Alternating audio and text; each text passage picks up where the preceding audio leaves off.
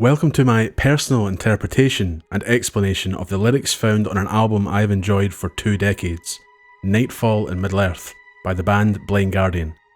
I discovered Blind Guardian only a year or two after I first read Tolkien. I didn't really connect them at all at that point. And even though I enjoyed this album for a time without understanding what the lyrics were referring to, I would grow to appreciate it even more after reading the Silmarillion. The fact it is so heavily influenced by Tolkien has made it even more special to me. A concept album with each track directly referencing the events, stories, and characters of that book. I feel that as someone who has enjoyed Tolkien and this music for as long as I have, that I am hopefully in a good position to share what these lyrics are referencing. My hope is that this will not only appeal to those who listen to Blind Guardian and enjoy Tolkien, but also those who have never read Tolkien but love this album, and those who have read Tolkien but don't enjoy this style of music. You may still appreciate the creation of art influenced by his works. Full tracks will not be played here with the exception of the shorter interludes. This means that not every single lyric will be spoken about, nor will I repeat all choruses or repeated lyrics, guitar solos, or long instrumental sections. And even though the tracks can still be heard as I go through the album, I highly recommend listening to the full album uninterrupted to experience it the right way. To hopefully improve the quality of the video, I wanted to use the real tracks instead of just reading the lyrics, which I was fortunately allowed to do through the record label's stance on their music being used on YouTube. However, no ads can be placed, and the video is not monetized for legal reasons. I consider this to be a bit of a passion project, and it took quite a while to create. And I hope that if you enjoy it, you may consider subscribing and checking out my other videos, and maybe even consider becoming a supporter of the channel. And just before I begin, for those unfamiliar with the name, Blind Guardian come from Germany and have been around since the mid-80s. They are massively influential in the metal subgenre we call power metal. This album was released in 1998, and as I have said, it is a concept album based on the Silmarillion, full of layered vocals, folk instruments, interludes, songs both light and heavy. It is critically acclaimed and generally viewed as a masterpiece of its genre, and possibly the band's best or at least most popular album. But it is also one of the most popular works out there when it comes to music influenced by Tolkien. I hope I can do it justice here by sharing how I associate the lyrics with Tolkien's Silmarillion tale.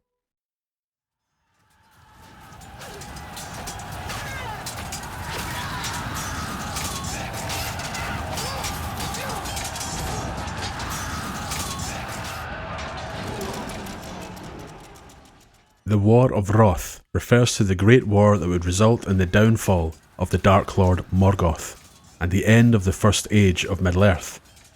Morgoth's victory seemed almost inevitable after the events of the Battle of Unnumbered Tears, near Naeth Arnoediad.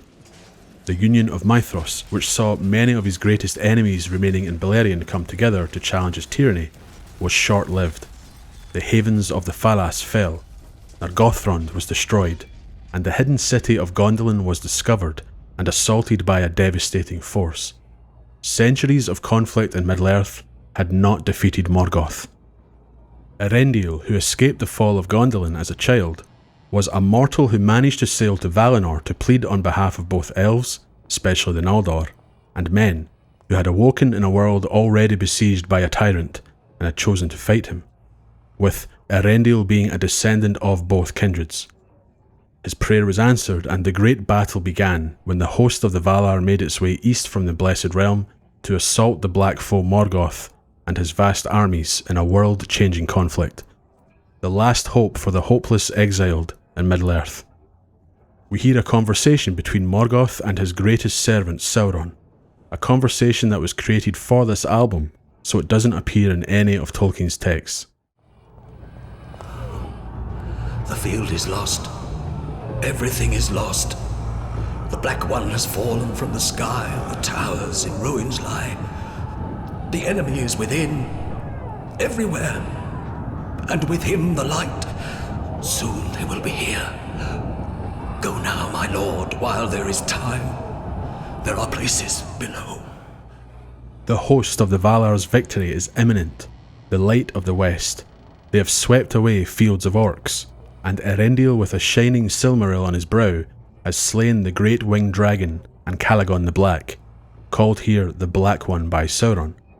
His fall has left the peaks of Thangorodrim, containing the citadel of Angband beneath, in ruins, and the host is now within Morgoth's previously unassailable walls. The final chapter of Quenta Silmarillion tells us of the defeat of Morgoth. Then the sun rose, and the host of the Valar prevailed, and the might of the Valar descended into the deeps of the earth. Sauron mentions places below, described in the same chapter of the Silmarillion as the deepest of Morgoth's mines. And you know them too. I release thee. Go. My servant you'll be for all time. While we don't really know where Sauron was at the time of this great war, here Morgoth gives permission for Sauron to escape, a reminder that in later years it will be Sauron who will return to trouble the world again, the servant and emissary of Morgoth, even after his lord is cast out of the world. I had a part in everything. Twice I destroyed the light and twice I failed. I left ruin behind me when I returned, but I also carried ruin with me. She, the mistress of her own lust. Morgoth reflects on his past deeds before his defeat. He destroyed the two lamps that shone across the world and ushered in the spring of Arda, their destruction ending it and altering the symmetry of Arda. This led to the making of the two trees of Valinor after the Valar escaped Middle-earth and made their home in the west. Morgoth destroyed the light once again by killing the trees. This did not result in the defeat of light itself or his enemies, as later came the sun and moon, which Morgoth never conquered, giving rise to new foes in the form of men and hope itself. And the one he speaks of as the ruin he carried with him, the mistress of her own lust, is the being Ungoliant, the Gloomweaver, a foul creature in spider shape who carried Melkor to Valinor in a cloud of unlight to destroy the two trees and take what he desired, the Silmarils, beginning a brutal war in Middle-earth. Tolkien directly calls her a mistress of her own lust, as she had previously served Melkor as his subject, but disowned him to take all things to herself, to feed her emptiness. She drank from the spilled sap of the trees, and her poison withered them, root, branch and leaf. Together, Melkor and Ungoliant fled to Middle-earth after the darkening of Valinor, and Melkor's murder of the High King Finwë, before he seized the precious Silmarils as his own.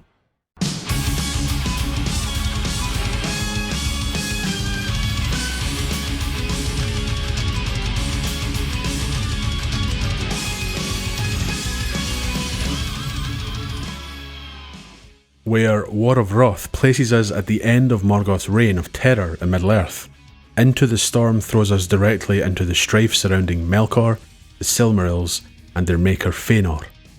Melkor has returned to Middle-earth with Ungoliant, and a war that will engulf Beleriand is on the horizon.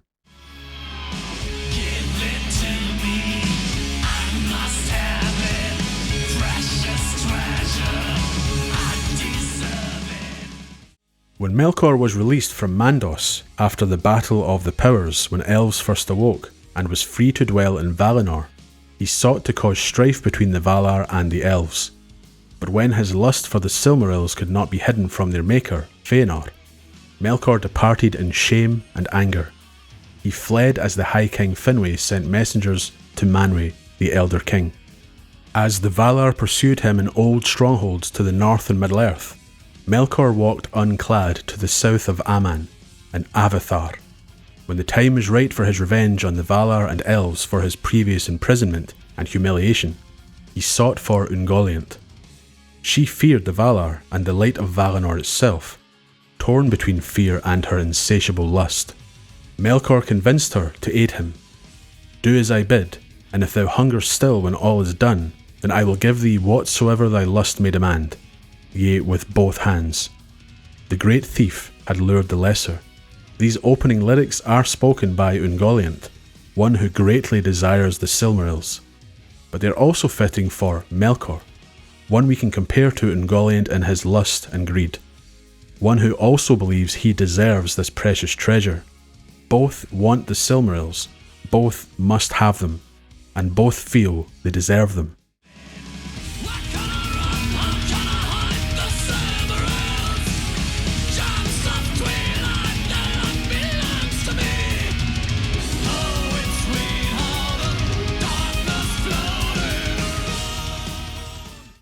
Melkor has taken the Silmarils and fled to Middle-earth. He knows he will be pursued by everyone for the great crimes he has committed, betraying the trust of the Valar following his imprisonment in Mandos, his attempt at turning allies in Valinor against each other, the destruction of the Two Trees, the murder of the High King Finwë that spilled the first blood in Aman, and the theft of the precious Silmarils. Again he speaks of them belonging to him, and revels in the darkness of Valinor following the death of Light. He has been carried away by the Unlight of Ungoliant, as he believes, as we heard in the War of Wrath intro, that he has destroyed the light forever.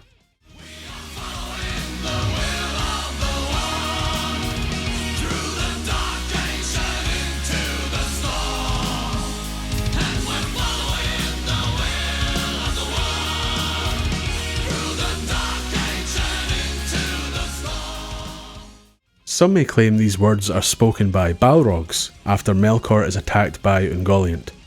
Perhaps they see him as their god, their one, and they follow him even into the storm.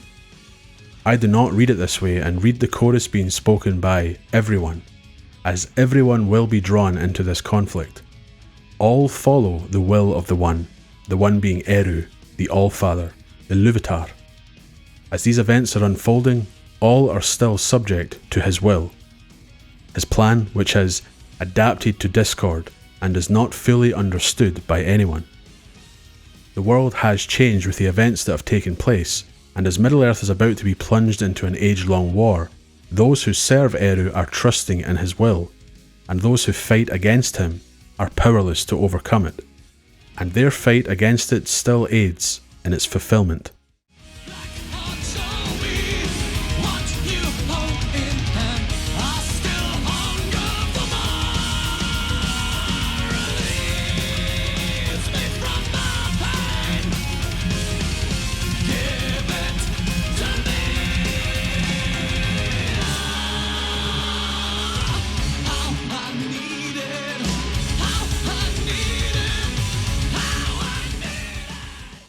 Blackheart is the name Ungoliant gives Melkor as she claims she has done his bidding but still hungers. Melkor declares that she cannot have the world for her belly, as he never vowed to give her that, and he is its lord. But she desires the treasure from Formenos, and one by one Melkor begrudgingly allows her to devour precious gems he also took, alongside the Silmarils. Still, she is hungry, and when Melkor declares that the last 3 precious gems he holds, the Silmarils themselves, are his forever, Ungoliant, who had swollen to a tremendous power after devouring the light in Valinor, will seize him by force. The lyrics, once again, seem to often be attributed to Melkor demanding to be released, while Ungoliant demands the Silmarils. The cries of pain and needing the Silmarils can really be attributed to both figures, another example of just how similar these beings are. I typically read this entire section as being spoken by Ungoliant. She yearns to eat and wants to be released from the pain of her everlasting hunger by being given the greatest gems Melkor still holds. She needs them and feels she may be released from the black void of lust causing her hunger. She believes the Silmarils will fill that void, but nothing ever will.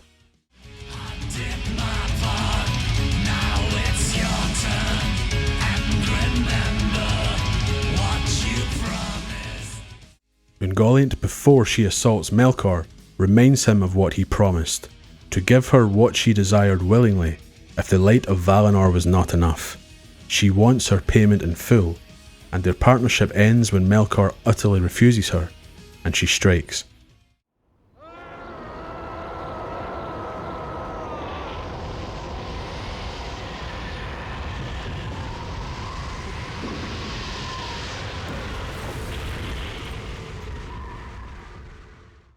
Lammoth is a Sindarin word meaning Great Echo. It became the name of a valley found north of the Firth of Dringest and west of the Ered Loman, the Echoing Mountains. When Morgoth refused to give the Silmarils to Ungoliant, she enmeshed him in a web of clinging thongs to strangle him. Morgoth's cry was so great and terrible that it echoed in the mountains, and the echo of that cry was said to linger there ever after. If someone cried aloud in Lammoth, then Morgoth's own cry would respond, filling the valley with a clamour of voices in anguish. His cries ended when his Balrogs were aware that their master needed them, and as they arrived in a tempest of fire to challenge Ungoliant, she fled without the Silmarils.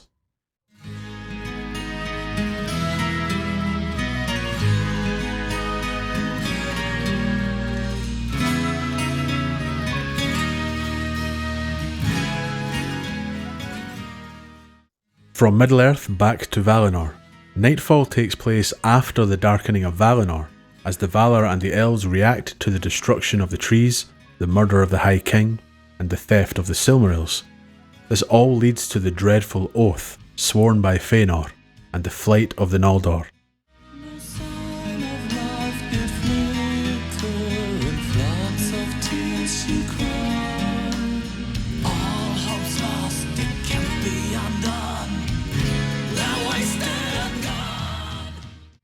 At this time, only Mandos knows that the High King has been slain, and those discussing the destruction of the trees do not yet know that the Silmarils have been taken. The Vala Yavanna, who made the two trees of Valinor, weeps for their loss. There is the fear that darkness should swallow the last rays of the light of Valinor forever. Yavanna believes that the light of the trees has passed, and lives now only in the Silmarils. She cannot remake the trees, as some works can only be accomplished once, but with the light of the Silmarils she will be able to recall life to the trees, confounding the malice of Melkor.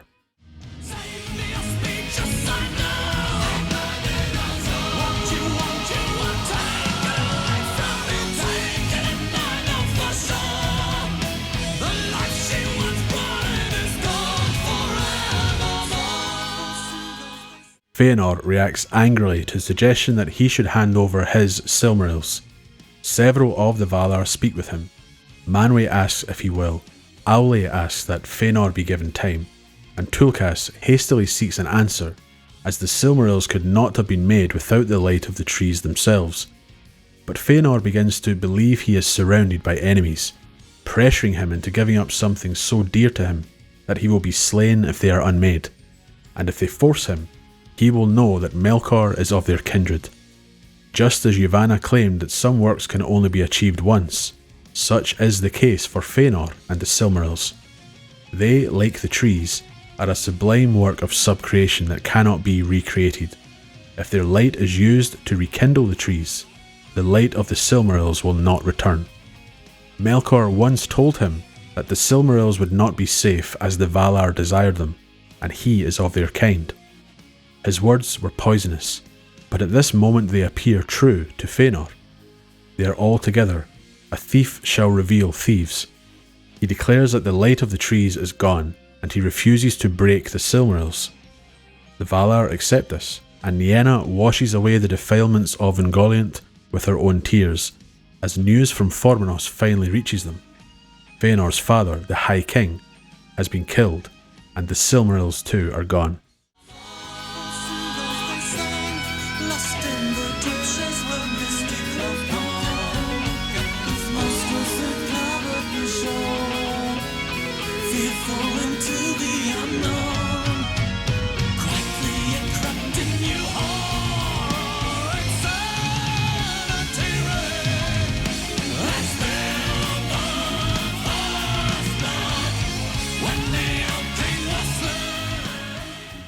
This section speaks of Valinor lying in darkness due to the cloud of unlight carrying Ungoliant and Melkor to extinguish the light. It remained in darkness now, and the cloud had carried them to Formenos, where Melkor stole what he desired and slew the High King Finwë. The first blood had now been spilled in Aman, and Melkor had changed everything. The perfect land of bliss had now been tainted by the murder of the trees and Finwë. Fëanor was soon to react, and change the destiny of the Noldor forever. The haven of Aman from the strife of Middle-earth was no longer a haven, as evil had made its way there.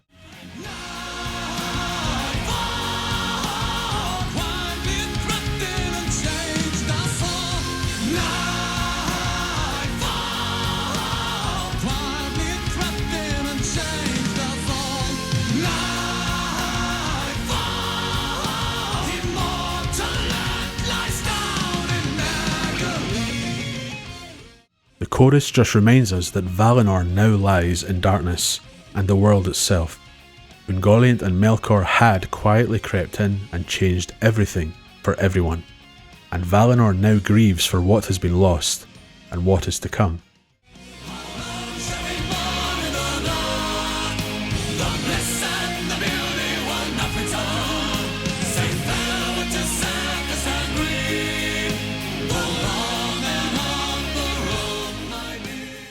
Fëanor does not want to wallow in pity and grief, as he becomes enraged at the situation and those involved. If the Valar won't do anything about Melkor, then he will. This is his anger at the Valar leading to the terrible oath he and his sons will swear, another event that will change the world as grief makes way for revenge.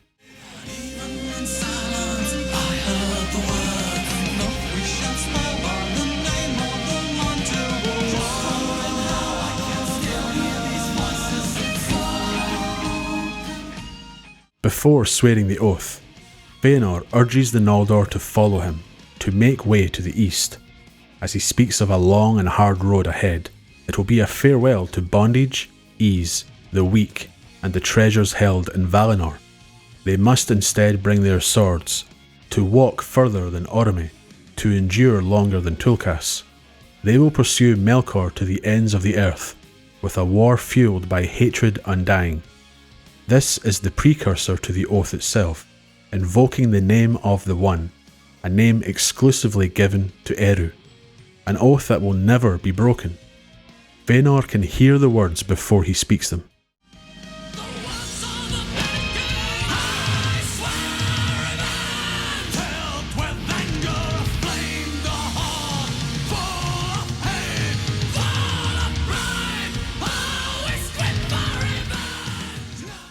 Fëanor swears revenge for his father, for the theft of the Silmarils. His hatred for Melkor grows after learning about his father's fate and the inaction of the Valar. He finally swears the terrible oath, with his sons joining him, an oath none shall break and none should take, by the name even of Iluvatar, calling the everlasting dark upon them if they kept it not. Oaths will pursue Oathkeeper and Oathbreaker alike, to the world's end. This is the moment of no return for Fëanor, but not yet for those of the Noldor who would later be exiled in the flight of the Noldor. They will be given their chance to not follow him into darkness.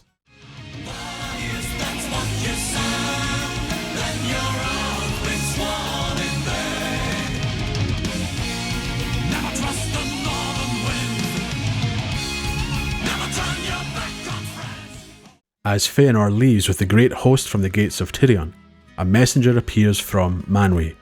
A warning is given to Fëanor and all others who are leaving. As they came to Valinor freely, they are free to leave, but by his oath he is exiled. And as he has declared that Melkor is of the Valar, then he has sworn in vain, as even if Fëanor had been made thrice greater than he had been made, he still could not overcome any of the Valar now or ever. Those leaving with him are urged to remain and not follow him on this dark course.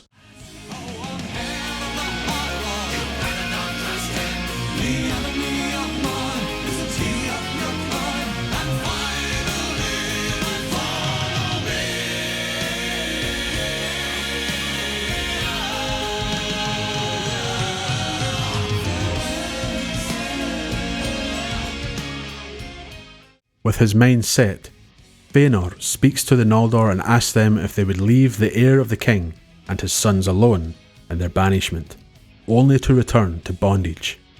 Valinor has changed from a land of bliss to woe, and through sorrow they will at least find freedom in Middle-earth. He mentions once again that Melkor is of the same kind as the Valar, and all trust has been lost between them. With his host, he bids farewell and continues on the path he has set himself through his unbreakable oath.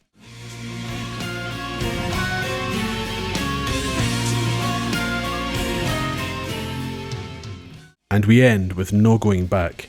The Noldor are returning to where it all began, to Middle-earth, the place elves had first awoken and dwelt in until they were encouraged to journey west to cross the Great Sea, to be safe under the protection of the Valar.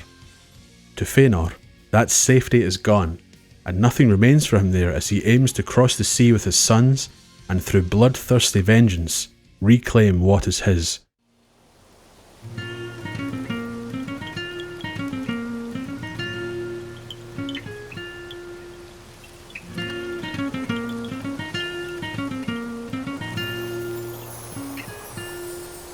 So lost and still in front of the crowd, excited faces, what will be next? I still don't have a clue. I still don't have a clue. There are a few named minstrels in Tolkien's Legendarium, and few of those are named in the earliest histories of Middle-earth. The crowd mentioned will be those gathered before the infamous oath, sworn by Fëanor, after the events of the Darkening of Valinor, meaning this minstrel is most likely one of the Noldor. Possibly an unnamed figure, but it's also very likely this refers to Maglor, one of the sons of Fëanor, who would not only be in the crowd, but would then swear the oath alongside his father. Maglor was a famous minstrel, and I think it's a safe bet that this refers to him as a witness and participant in this important time for the Noldor in Valinor, and the events that will change them forever.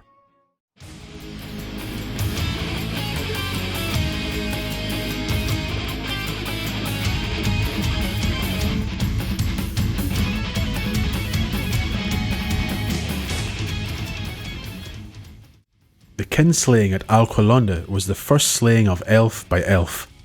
Fëanor and his followers sought the vessels of the Teleri to travel across the Great Sea to Middle-earth.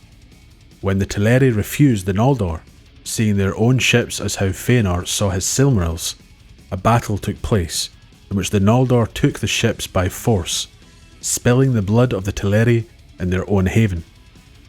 Fëanor and all his followers were then met by a dark figure standing upon a rock, some believing it to be Mandos himself, someone greater than the herald of Manwë that had warned them when leaving Valinor.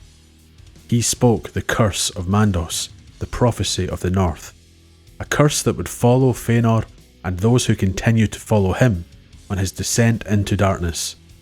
Some turned back after hearing the words of the messenger. Fëanor, of course, did not.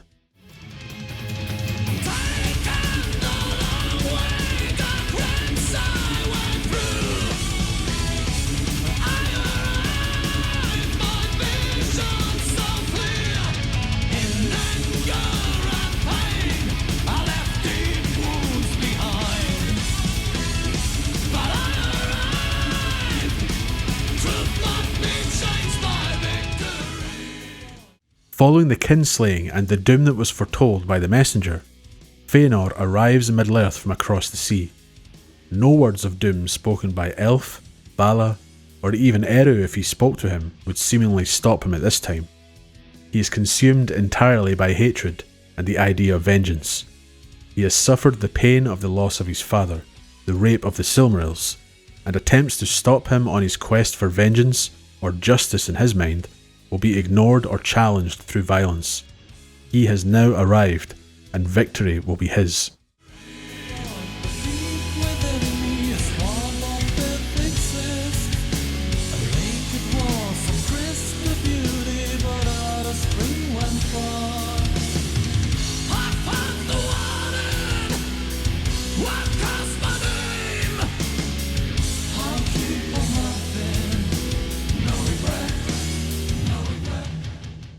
It's interesting that these lyrics can apply to Morgoth and Fëanor, what both became after their initial creation, the greatest of their respective races, both falling to darkness.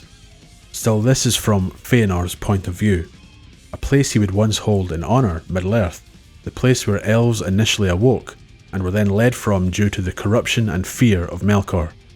That lake of crystal beauty is now a swamp. The spring of Arda has long ended, and it is the fault of Morgoth and the Valar who wouldn't or couldn't stop him, according to Fëanor.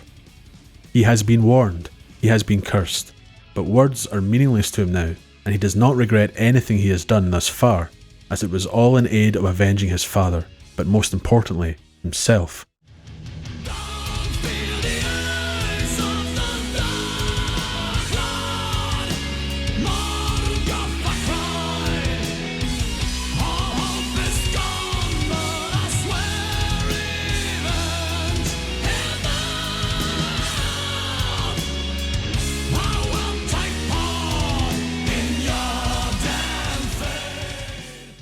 Melkor, as he was once called, is now called Morgoth, the black foe of the world. Fëanor was the first to name him this, and the Eldar would know him by this name ever after.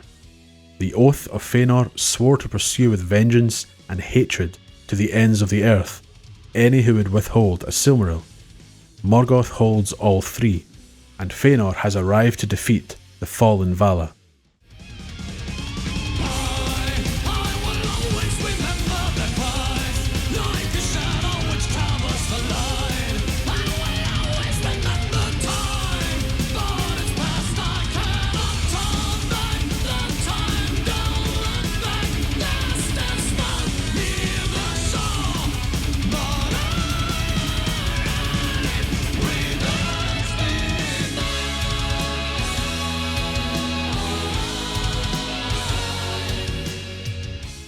Fëanor remembers what he has done in order to have his vengeance.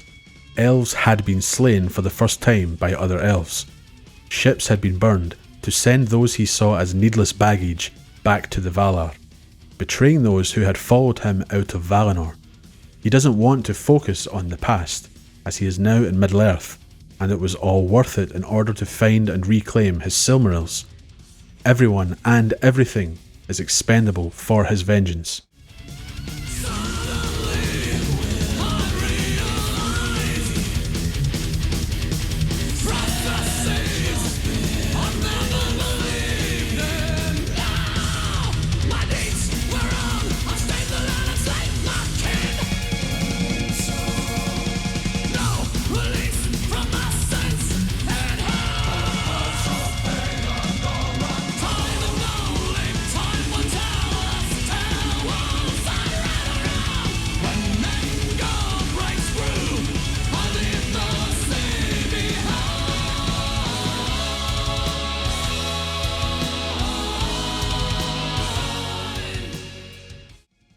Fëanor's vengeance burned bright for a swift time, as his desire to track down Morgoth at any cost leads to his own death.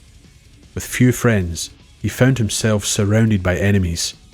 His sons reached him, but not before he had been wounded by Gothmog, Lord of Balrogs. He dies from his mortal wounds, and his burning soul erupts from his body, which turns to ash. He is borne away like smoke, and he makes his way to the halls of Mandos. The idea of Fëanor's regret isn't really discussed in the Silmarillion. Even in his death, he curses Morgoth 3 times, and holds his sons to their oath. Vengeance is clearly still consuming him, yet he does return to Mandos, almost as if he's being dragged there. Elves have a choice to go, but in my opinion, Fëanor may not have been able to avoid it one way or the other. This part of the song has him reflect on his misdeeds, the pain of his sins, and he questions whether he was right or wrong, but is still clinging to anger as he leaves mercy behind. It's an interesting take on Fëanor's death, but doesn't quite reflect what was written. Not to say that means he had no regrets, we just don't really know. With Fëanor dwelling in Mandos for untold years, never leaving it, he may have dwelt in bitterness for his entire time there, or slowly turned from hatred to eventually cleanse his soul. But now with Fëanor dead, his sons are still bound by their oath, and must take it upon themselves to fulfill it. The Silmarils remain in the black hands of Morgoth, and the Noldor have many more battles and tragedies awaiting them in their war against the tyrant.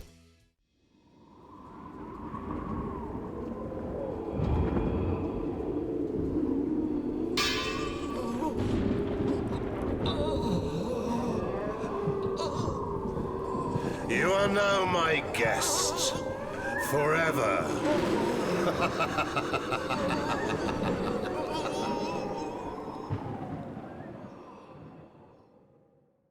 Following the death of his father Fëanor in the battle under stars, Dagor Nuin Gileath, Maithros, Fëanor's eldest son, still driven by the oath to recover the Silmarils at all costs, was tricked into meeting with an embassy sent by Morgoth, with the false promise of a Silmaril being surrendered to the sons of Fëanor.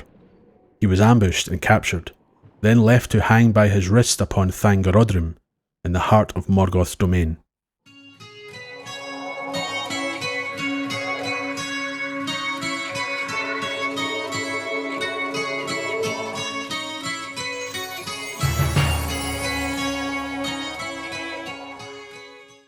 With Maithros captured, he can hear the arrival of the elves at the gates of Angband, their trumpets shaking the towers of Thangorodrim. But they cannot hear him, his voice said to be lost in the echoes of the stone. But the elves left, the strength of Angband seeming too great, and at this time the Noldor were divided between the sons of Fëanor and the House of Fingolfin, the latter not forgetting the crossing of the ice, placing the blame on Fëanor's sons now that Fëanor was gone. The time was not right to take the fight to Morgoth and his indomitable citadel. But Fingon, son of Fingolfin, sought to heal the hurts that divided the Noldor before Morgoth would be ready for the war to come. Morgoth's forges shaking the Northlands as he prepared his forces in Angband. Fingon had been friends with Maithros across the sea, and he resolved himself to attempt a deed that would be justly renowned. A rescue of Maithros from Thangorodrim. A prince of the House of Fingolfin risked his life to save one of the sons of Fëanor, one who at this time had a claim to the kingship. Welcome to my realm, where both condemned to live. It's the dark fate. I can hear your calls. I can hear your calls. Fingon uses the darkness that Morgoth had created in his realm to pass into the land of his enemies. He witnesses the desolation of the land after climbing the shoulders of Thangorodrim. He cannot find a path to the stronghold of Morgoth, and begins to sing a song of Valinor that the Noldor had made, before there was strife between any of the sons of the first king, Finwë. His voice rings, and a call and answer is finally heard. I see it still burns. Each night I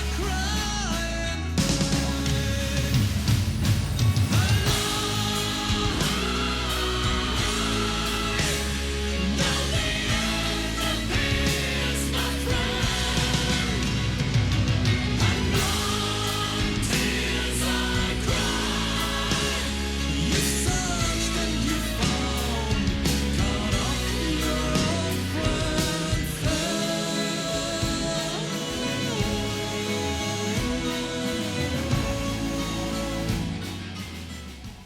Fingon climbs to help his friend, weeping when witnessing the cruel device Morgoth has created for Maithros. Maithros still cries, being in anguish without hope, as Fingon could still not reach him. The final line speaks of what will come to pass to finally free Maithros from his torment.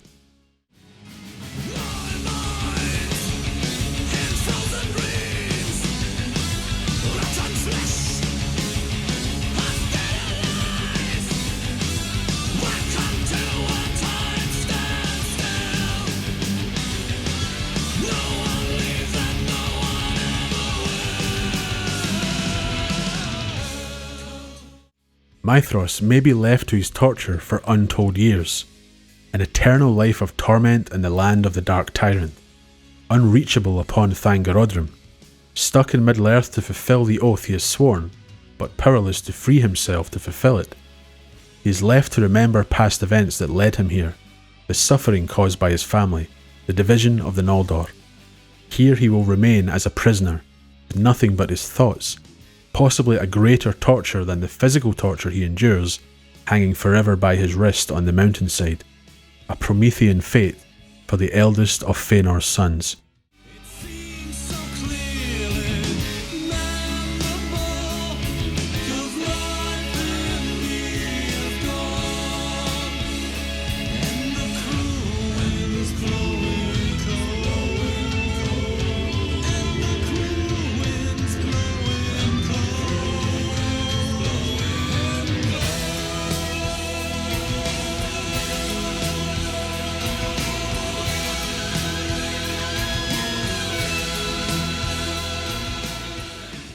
Maethros asks Fingon to end his life with an arrow, and Fingon, just as he is about to end his friend's suffering, seeing no other choice, returns to hope and prays to Manwë.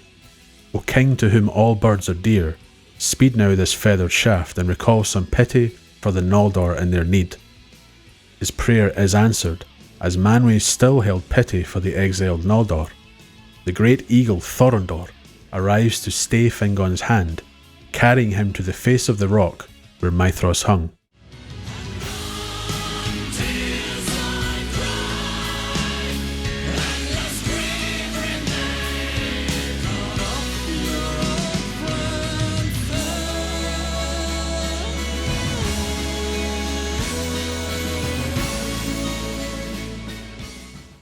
The bond upon his wrist could not be removed, and despite Maethros again asking for a swift end to his torment, to end his grief, Fingon does not give in to despair after his prayer was answered, and saves his life by cutting off the hand of Maethros, before both are carried to Mithrim by Thorn.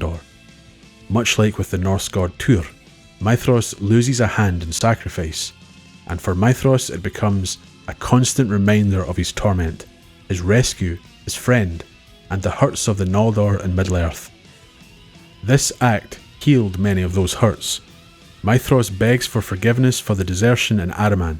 He even revokes any claim to kingship inherited from his father. This causes tension between the sons of Fëanor, but begins a new era of cooperation between the fragmented Noldor, who then send messages across Beleriand and begin their united watch of Morgoth's realm. Angband became beleaguered from the west, south and east. Hope has returned through a great act of courage.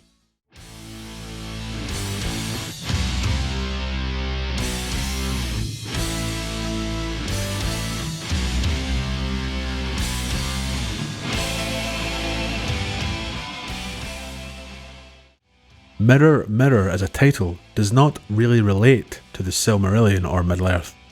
It is a title that remained from when this song in its original form was written for another album, Imaginations from the Other Side. It was then adapted for this album, and the title remained. But on this album the song references the hidden city of Gondolin, the inevitable downfall of the kingdoms of the Noldor, with Gondolin being the last. Rejoice that ye have found it, and rest from endless war, for the seven-named city 'tis that stands upon the hill, where all who strive with Morgoth find hope, and valour still.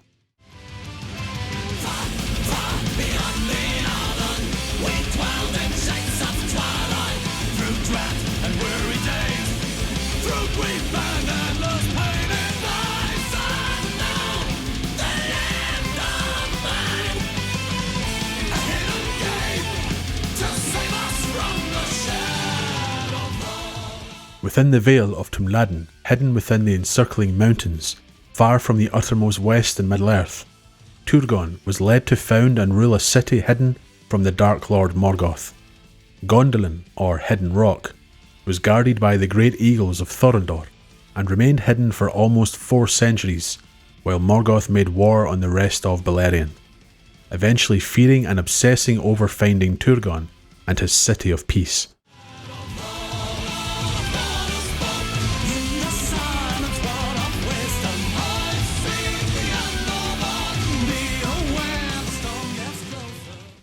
The Lord of Water refers to the Vala Ulmo. He was said to love both elves and men, and never abandoned them even when they lay under the wrath of the Valar. He would come unseen to Middle-earth, or pass inland up firths of the sea, and make music upon great horns. He is the one who appeared to Turgon. one who desired to build a fair city in memory of Tirion upon Tuna to the west. Ulmo guided him to the Hidden Vale, where Turgon would then depart and spend years planning his great city.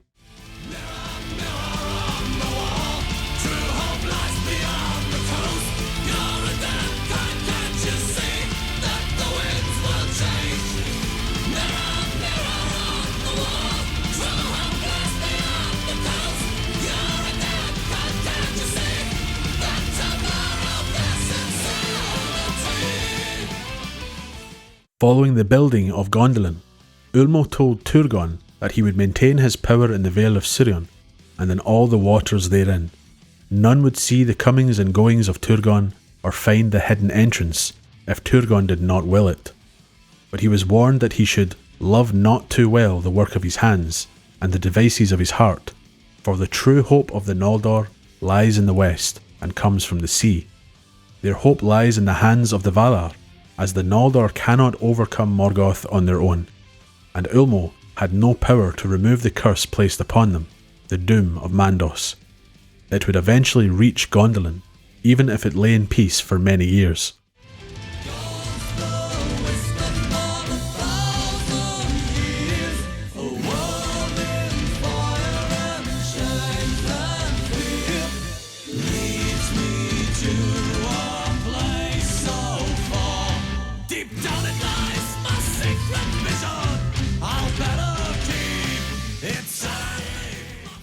As Middle-earth suffers under Morgoth, Gondolin remains hidden and safe. It is the only safe refuge from the war engulfing the lands outside, as other kingdoms later fall. It becomes a vision of the West, a city built in memory of it, even containing two trees, Glingall and Belfil, in honour of the two trees of Valinor, Telperion and Laurelin. Turgon wishes to keep it safe from the outside world that would surely destroy it.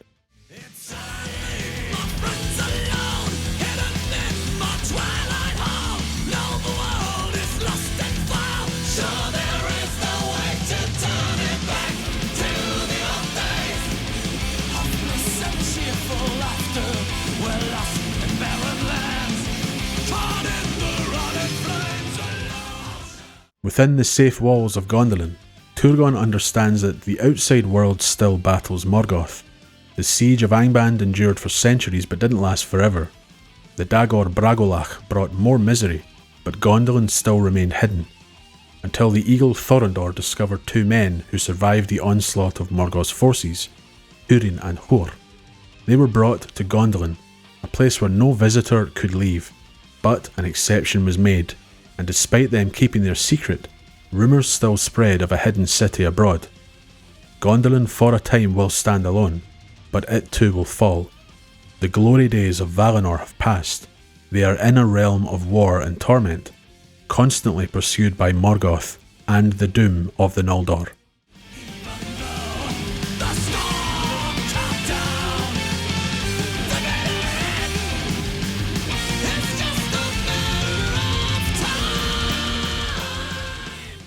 Gondolin eventually becomes the final realm standing against Morgoth, with both Nargothrond and Doriath falling. A betrayal would lead Morgoth's forces to its hidden gate, and the doom placed on the Noldor would not make an exception for Turgon's realm. No matter how great the realms of Middle-earth were, Mirror Mirror highlights that the bitter end was to come, that the true hope for the Noldor lay in the west. They were exiled, but as always, hope could be found. They were not yet completely abandoned.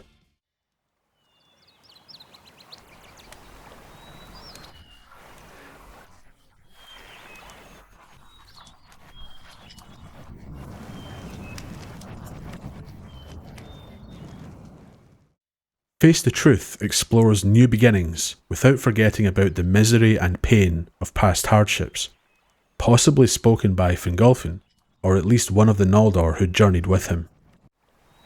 The moon, the sign of hope. It appeared when we left the pain of the ice desert behind. The moon was created following the destruction of the two trees, a new light for the world alongside the sun, with Middle-earth no longer being lit only by stars. Fingolfin and his people had been left to perish in Araman or return to Valinor, by Fëanor, who made sure to burn ships that could have carried them to the shores of Middle-earth, putting his own desire for vengeance ahead of the lives of those who had followed him and his sons out of Valinor. Instead, Fingolfin, who was not craven, and his host passed to the north and crossed the Helcaraxe, the crushing ice of the far north, between Araman and Middle-earth. Tolkien says that few of the deeds of the Noldor thereafter surpassed that desperate crossing in hardihood or woe. A lessened host finally reached Middle-earth after the pain of the ice and the deaths of those they had to leave in the northern wastes. They blew their trumpets upon arrival in Middle-earth and saw the first rising of the moon, a sign of hope. We faced up to the curse and endured misery. Condemned we are. We brought hope, but also lies and treachery. The first fruits of the kinslaying and the doom of the Noldor had occurred.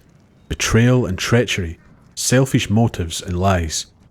Hope had arrived with the Noldor, but with the reminder that the doom spoken to them was more than just words. They had to face the truth that they were cursed, even if not all among them were as treacherous as Fëanor. Their actions in leaving Valinor would have consequences, and their destinies were still unfolding as they stepped foot on new shores.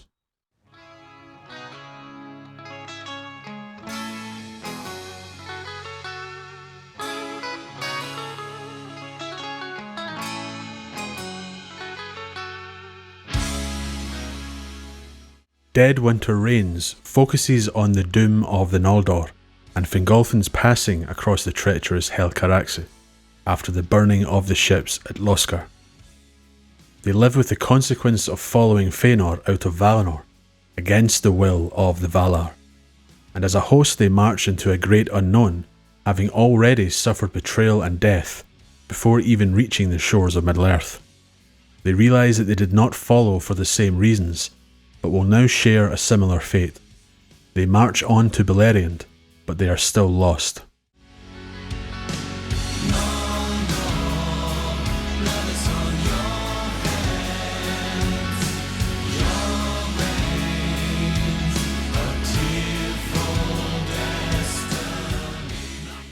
The kinslaying has taken place, and even those who did not partake in violence still journeyed with those who did. They are not wholly free from the consequences of such barbarity and dishonour. Their tearful destiny is a reference to the tears unnumbered they shall shed in Middle-earth, their inescapable doom.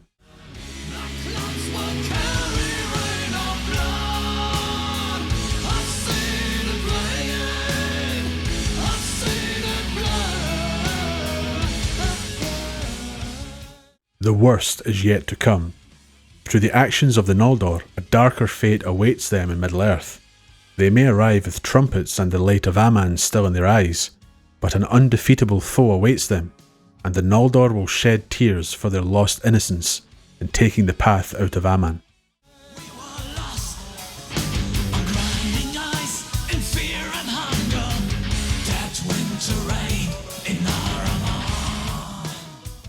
This follows on from what I described in Face the Truth. Fingolfin has his host journey to the north of Aman and cross the ice to Middle-earth, a land that was the result of the violence of Melkor's frosts in the days before the elves had awoken in the east of Middle-earth. A perilous journey across a frozen hellscape. They aren't lost in terms of the path they are crossing, but lost in their purpose. Why do they still follow when they have been betrayed? Is it too late to go back? They have made their choice and push forward.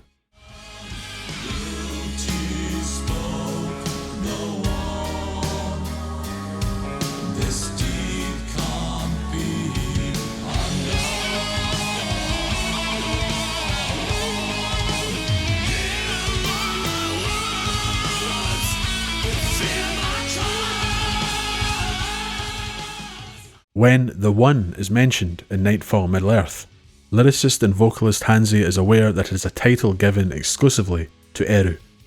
The actions of the Noldor will have consequences. Those who continue on the path have to accept what lies ahead. Fëanor has been cursed, but once again all those who followed, all those who stuck by him through kinship, despite his invoking of Eru in an oath, will have this curse follow them in some way. Already, Fingolfin and his hosts are suffering its consequences. Eru being mentioned here highlights the scale of the curse, the scale of their actions that led them to this place.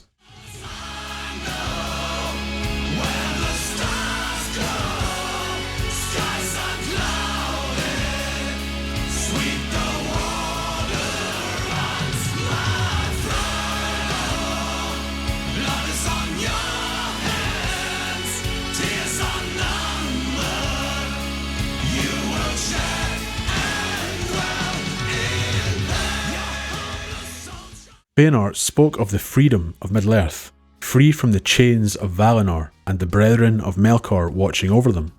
But it was all in vain, as Middle-earth will not be a haven for the exiled Noldor. As we heard in The Curse of Fëanor, the doomsmen of the north reminded the Noldor of what they had done, and what they will find in Middle-earth. The reference to tears unnumbered is lifted directly from the prophecy, a name of a battle that is yet to come, but a direct warning that they are not marching to bliss, but away from the land of bliss. They are marching to war against a foe they cannot defeat, and sorrow awaits them there.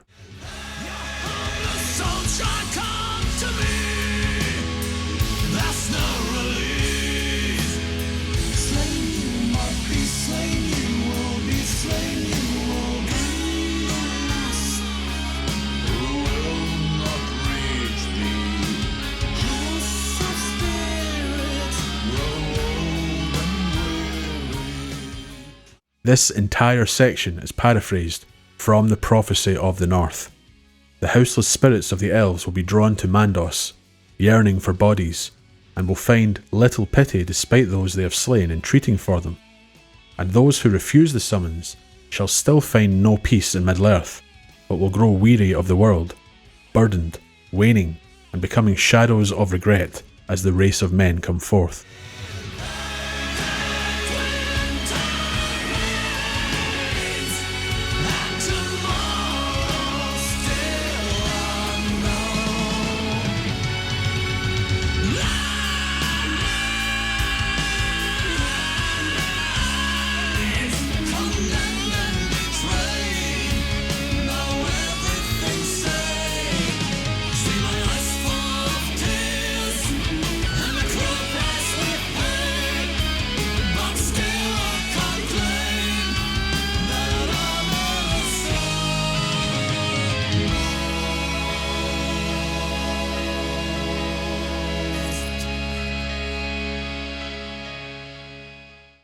Fingolfin, despite being the leader of his host, is lost. He left Valinor through the sharing of blood with Fëanor, despite never receiving love in return. Yet they still left Valinor, but not for the same reasons. They had then been betrayed and abandoned by his half-brother, and still shunned from Valinor by continuing to march on. They have heard the prophecy of the North, and what was it all for? They are condemned, and understand that they have made life-changing decisions for reasons of loyalty and fealty, but it may result in their end. Was it worth it? The fact they have made it this far has Fingolfin realise that they are not completely innocent, otherwise they'd never have left Valinor, or would have turned back, upon hearing their doom proclaimed by the messenger on the rock. They marched on, and they have paid a cruel price. Condemned and betrayed, they walk to their doom in Middle-earth.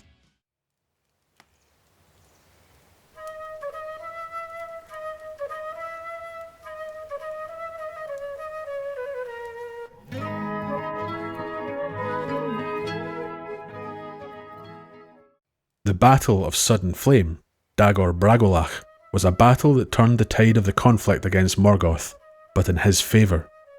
For centuries, Morgoth remained within the walls of Angband, as it endured a siege, but he broke the siege of Angband with an immense burning of the fields of Ardgallen.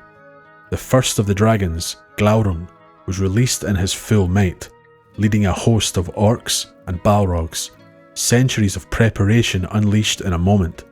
The forces of Morgoth roamed the north once again, ending 4 centuries of relative peace. Oh Lord, hear us early, everything's gone, Noldor. From now on my life is my gift to you, just keep my faith to the victory of ours. Again, we don't know who is speaking here, but it could be Fingolfin, now the High King of the Noldor. With what he believed to be the ruin of the Noldor, when news came to him that Dorthonion, a highland region to the north of Beleriand, was lost, the sons of Finarfin overthrown, and the sons of Fëanor had been driven from their lands. It was seemingly a defeat beyond the redress of all their houses. In rage and anguish, he would ride to challenge Morgoth directly, a last act of defiance and desperation against the tyrant.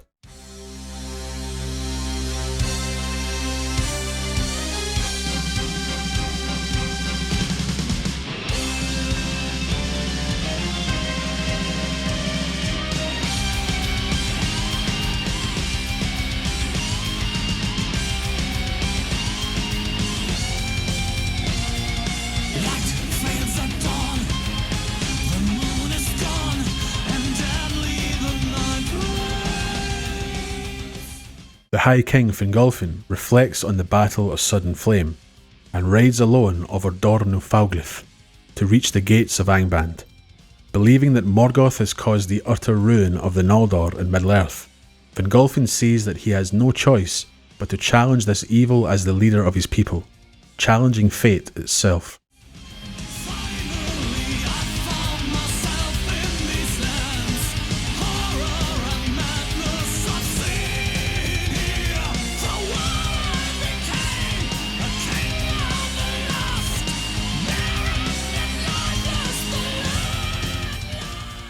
Again, Fingolfin reflects on what seems like the defeat of the Noldor.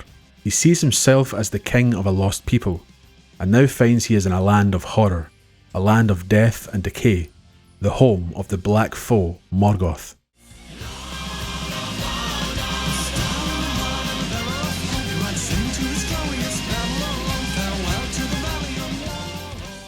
To challenge Morgoth so directly may seem foolish, and Fingolfin is described as being filled with wrath and despair, but he is still valiant. He is still a beacon of hope for the Noldor. He is not treacherous as some other notable figures of the Noldor. His eyes aren't described as burning with fire or rage, but described as shining like the eyes of the Valar, the ancient enemies of Morgoth. He is the shining light in this land of darkness, and despite the words of the Valar stating that Morgoth cannot be overcome this way, Fingolfin still challenges and rides into battle.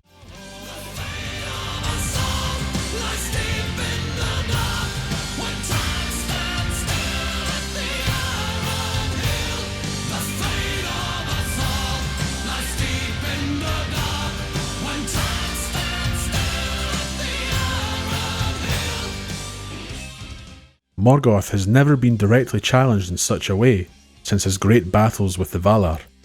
Could Fingolfin defeat fate? Is there any hope? The world may change with this battle, and the world waits with bated breath as Fingolfin reaches the Ered Ingrin, the Iron Mountains containing the great fortress of Angband, a place containing the greatest evil in Arda.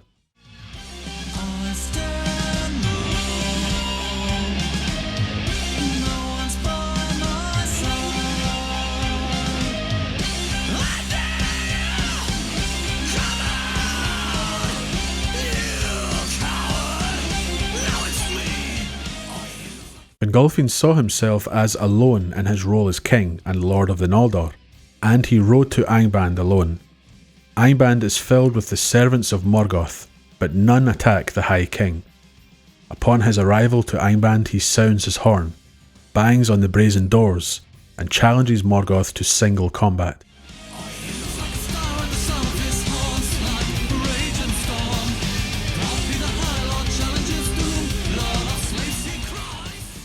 Fingolfin has challenged the doom of the Noldor by directly challenging Morgoth. He calls the Dark Lord Craven, and the sound of his horn causes the rocks of the Iron Mountains to ring. No fear is in the voice of Fingolfin, as a keen and clear challenge makes its way to the depths of Angband. The Lord of Slaves cannot refuse such a challenge when surrounded by his captains. If he is the King of Arda, the Elder King, the one who has claimed the world as his own, he cannot allow this King of Elves to go unanswered, even if he knows fear. The Dark Lord appears. What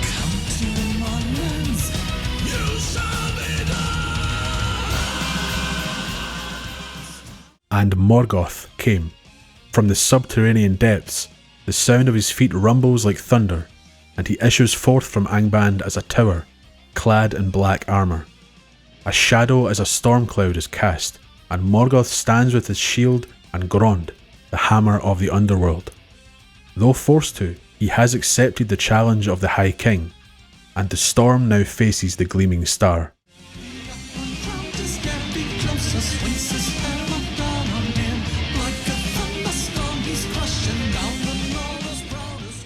The battle begins. Grond is swung down like a thunderbolt, renting a pit in the earth itself. Fingolfin evades like a bolt of lightning from under a dark cloud. When the opportunity arises, Fingolfin strikes out at Morgoth, wounding him 7 times with his sword, Ringil, glittering like ice. 7 times the Dark Lord cries out, and his forces watching on fall to their faces.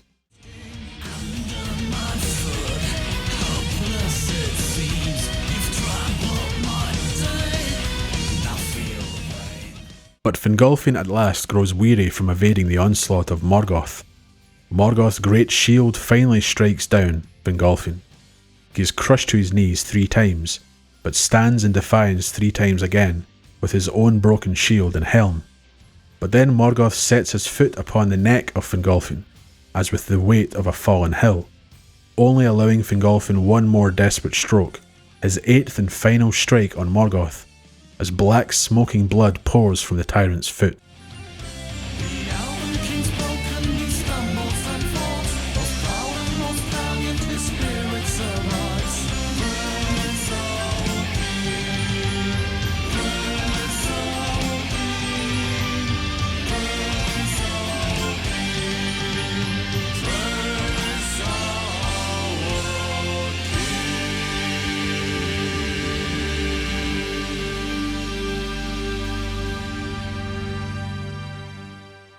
The great pits created by Grond had caused Fingolfin to stumble and fall.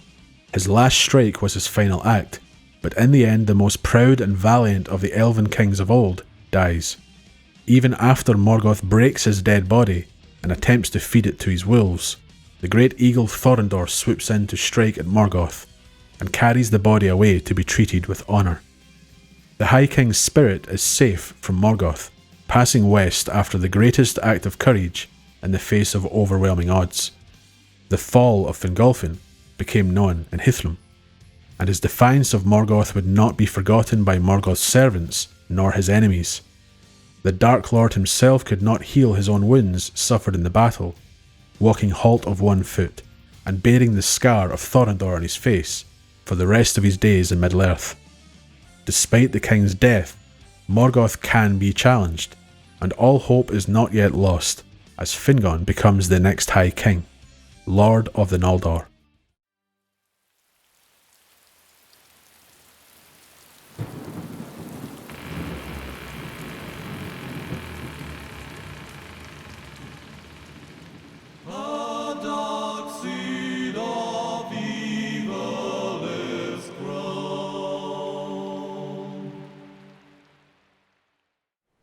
The Dark Elf is the name given to Eöl, an elf who was once a member of the nobility of Doriath, kin to King Thingol.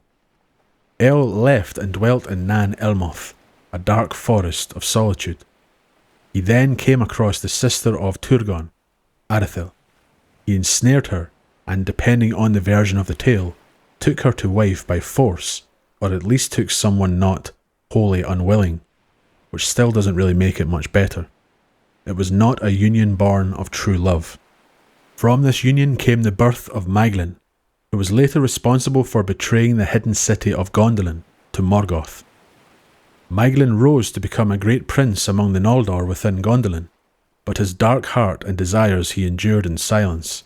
It is said then that in Gondolin, amid all the bliss of that realm, while its glory lasted, a dark seed of evil was sown.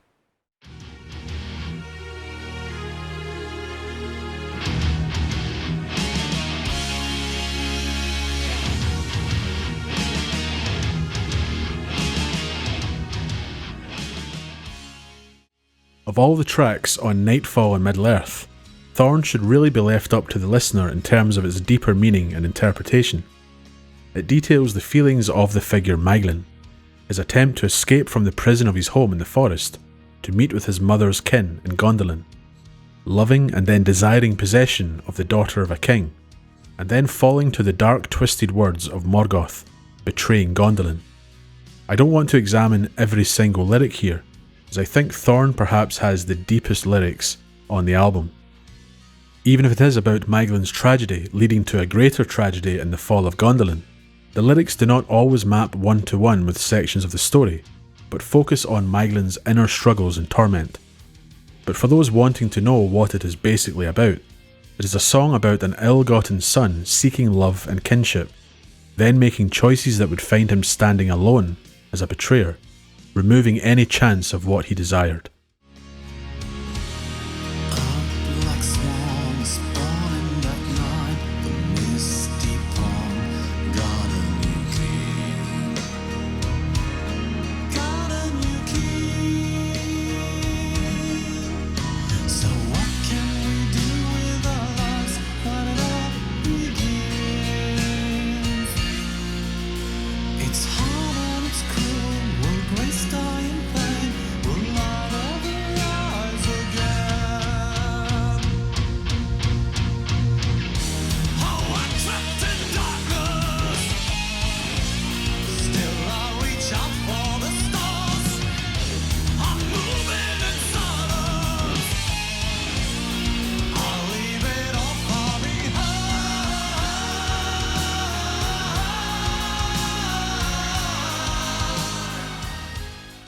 We are told in the chapter of Maeglin that as he grew to full stature, the son of El, a highborn kin of the Teleri, and Arathil, a Noldor of the house of Fingolfin, Maeglin resembled in face and form his mother, but in mood and mind he was his father's son. When his father was abroad, he would listen to his mother tell him of her kin. They were both alone in the shadows, but a yearning grew within them to remove themselves from the darkness and meet with their kin again. But his father would respond in wrath, declaring the Noldor as slayers of their kin, as Maeglin was of the house of El. But chance came to them and allowed them the opportunity to travel further from the darkness of their home, a place they now deemed a place of bondage. They enjoyed the sunlight at the edge of the forest and dared to go further. Maeglin would be Arathil's guard, and she would be his guide. They would seek for an escape from El, and to seek the sons of Fëanor.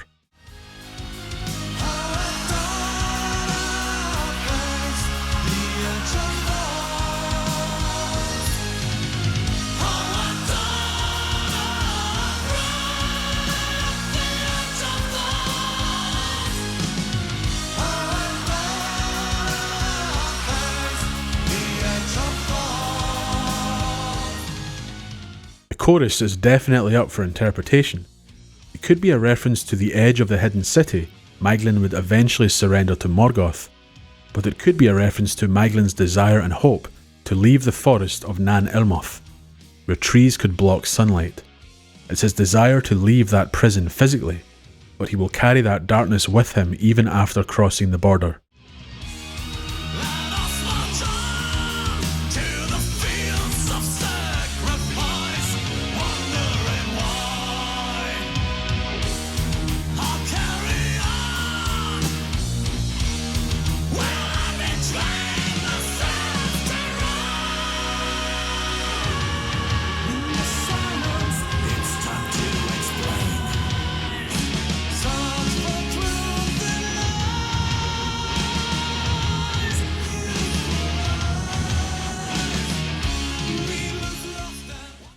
Maeglin and Arathil make it to Gondolin, and both are well received.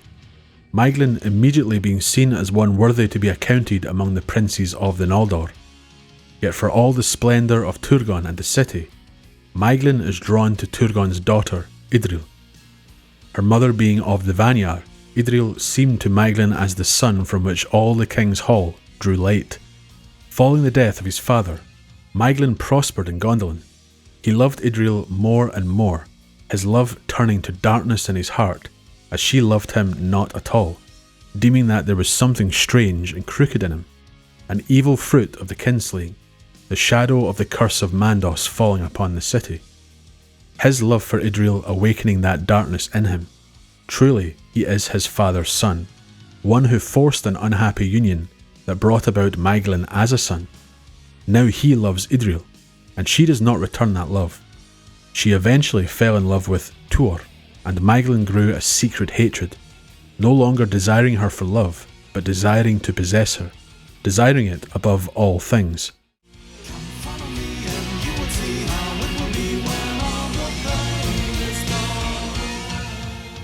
Maeglin would often disobey the king and journey beyond where any could go without leave beyond the borders of the hidden city, and during one of these journeys he was captured by orcs and taken to Angband to suffer under the torment of Morgoth, a torment that cowed his spirit and had him purchase his life and freedom by revealing the location of Gondolin.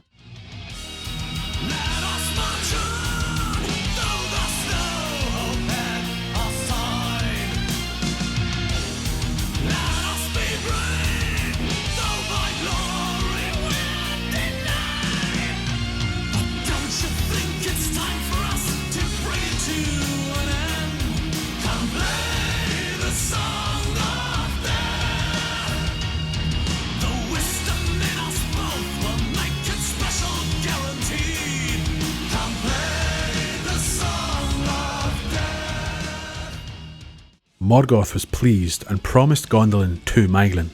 He would become his vassal. His wisdom would be rewarded and he would have possession of Idril when the city fell. His desire for her and hatred of Tuor making it easy for Morgoth to lead him to treachery, leading to the most infamous of all treacheries in the Eldar days.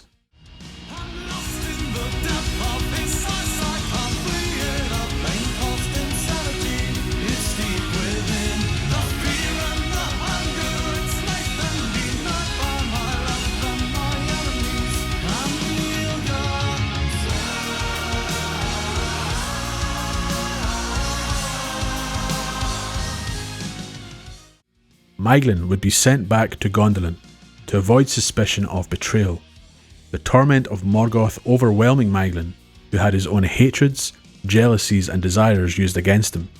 A figure not considered weak or craven had been swayed by the black foe of the world.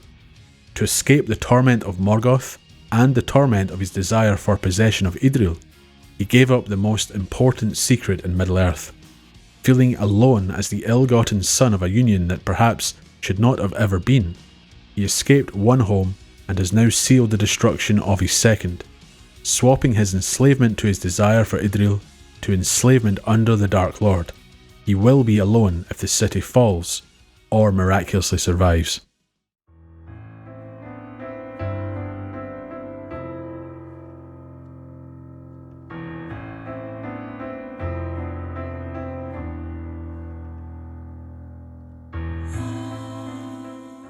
The Eldar is a track about the imminent death of the figure Finrod, who dies in protecting Beren and fulfilling an oath. I go into a bit more detail about that in the next track, but here we hear Finrod reflecting on his life before he passes. I've seen the moon and the first sunrise. I'll leave it to the memories and kiss the wind goodbye. Finrod is the eldest son of Finarfin and the brother of Galadriel. He was the founder of Minas Tirith. That's the Minas Tirith in the Pass of Sirion, not the city of men that would come in later ages. He was born in Valinor when the two trees still stood, and passed with the Noldor from Aman to Middle-earth in the flight of the Noldor. He witnessed the first rising of the moon and the sun, the new beacons of light created from the death of the trees. Now as he is dying, he will pass west again, saying goodbye to Middle-earth.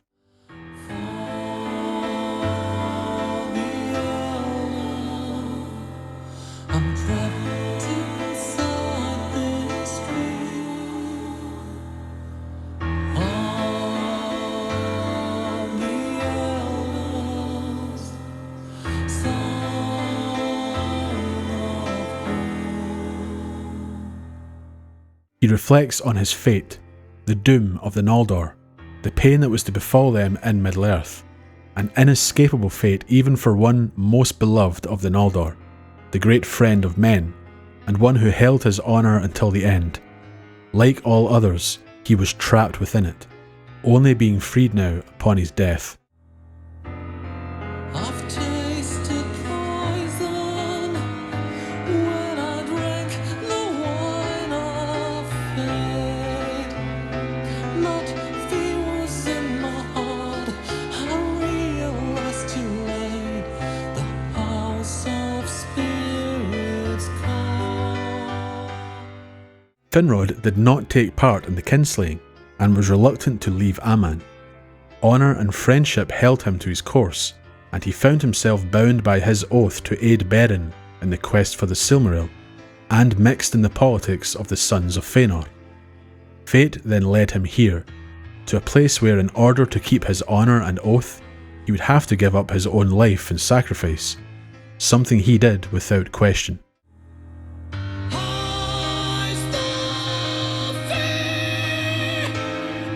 Soon my spirit will return.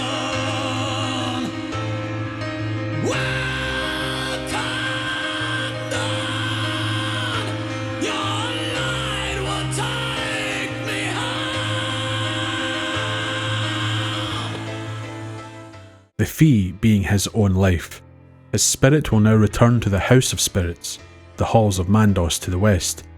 The darkness of Middle-earth that he made that much brighter will pass as he journeys back to his true home, Mandos being a place he will swiftly leave due to the nobility of his spirit and his deeds in life, where he walks with Finarfin his father, beneath the trees in Eldar.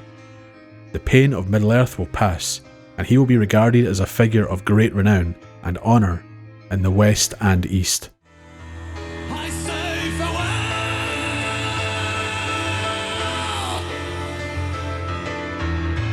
I say farewell.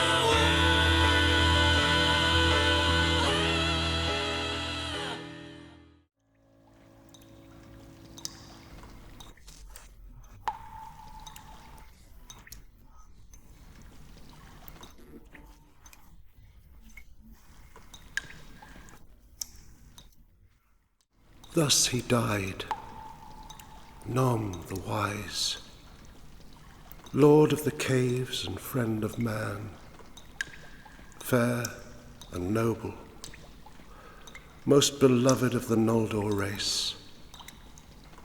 He paid the price, he redeemed the oath. Farewell, my friend, farewell. Here, Beren is mourning Finrod after his death in the dungeons of Sauron. Nóm, meaning wisdom, was a name given to him by Beor and his descendants, of which Beren is one, also being given the title of the Friend of Men, which is referenced here as Finrod was the first of the elves to encounter men, and he quickly befriended them. Also, Lord of the Caves references his name, Felagund, given to him by dwarves, when the kingdom of Nargothrond was expanded. Felagund, the Hewer of Caves. The oath referenced is the oath Finrod made to Barahir, sworn on a ring that Beor had given Felagund when they had met, the ancestor of Beren. During the Dagor Bragolach, Finrod was surrounded but rescued by Barahir, allowing him to escape. An oath of abiding friendship was sworn, Finrod vowing to aid Barahir and all his kin in every need. Finrod fulfilled this oath in rescuing Beren from a werewolf at the cost of his own life. The faithful friend of men paid the price, but died in honour.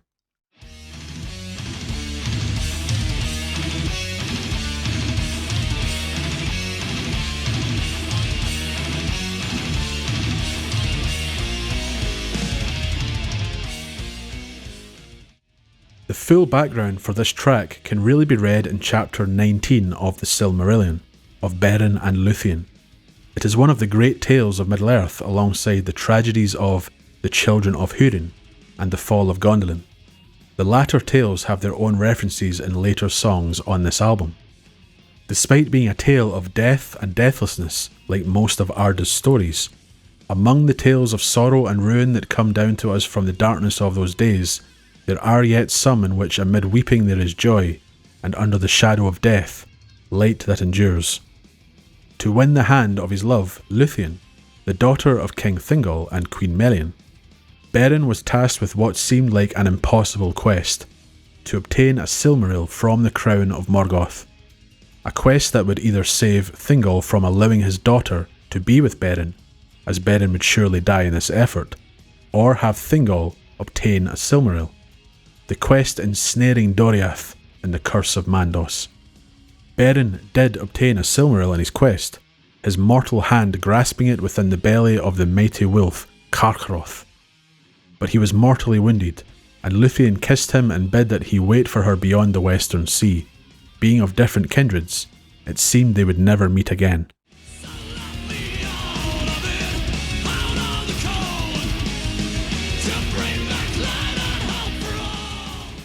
Beren has died, but before his death he proudly held aloft the Silmaril and declared, "Now is the quest achieved, and my doom full wrought."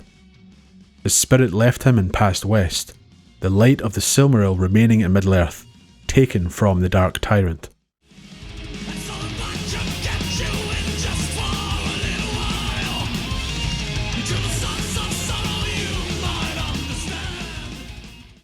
Beren is realizing that he is dead, and that he cannot be with his love, even after the completion of what seemed like an impossible task to win her hand. He achieved what he set out to do, but has cruelly been taken away from her anyway.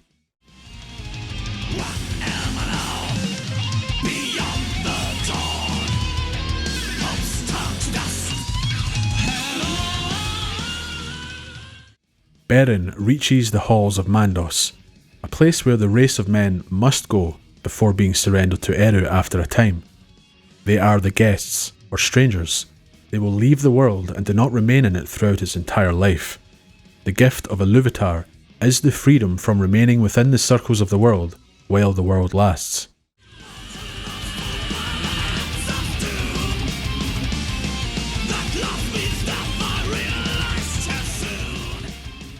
His doom was that he would accomplish a miraculous feat, but would not remain in the world to be with the one he loves. He had become involved in the affairs of the Noldor, their great desire to obtain the Silmarils at all costs, essentially being involved in their curse. His love for Luthien has tragically resulted in his own death.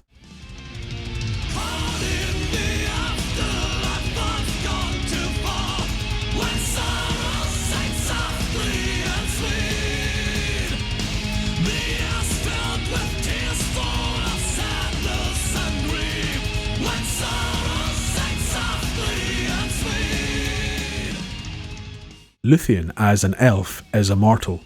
She has the choice to pass to the halls of Mandos if she is slain, or passes from grief. Still, they would not share a place in the halls, with elves having the opportunity to perhaps walk again amongst the living. This was not the fate of men.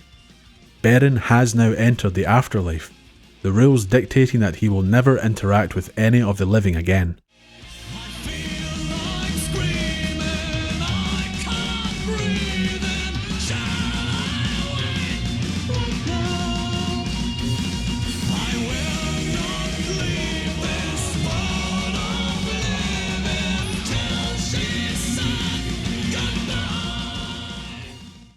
My own view of the halls of Mandos for men, and the time that they spend there before being surrendered to Eru, is one we can compare to a sojourn in purgatory, perhaps to cleanse hurts and past trauma, before passing into the true afterlife, a world outside of creation itself. But what if these hurts will never heal? The spirit of Beren tarried in the halls of Mandos, and became unwilling to leave the world, until what she asked was granted, that she be able to say her final farewell upon the dim shores of the outer sea. Beren would linger for something that could never be, but his grief and sorrow would keep him in his purgatorial state.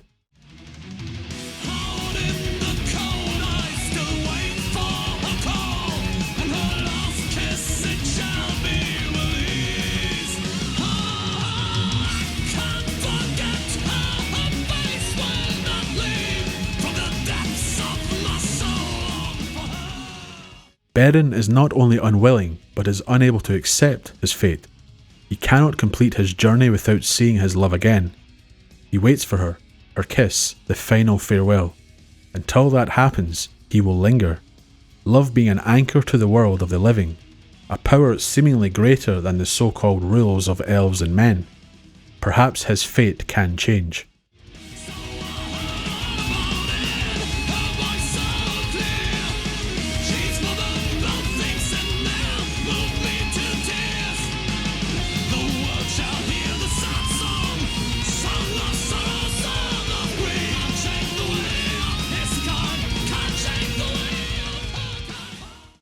To complete this tragedy, Luthien dies as her spirit falls to darkness and grief, her own spirit making its way west to the halls of Mandos.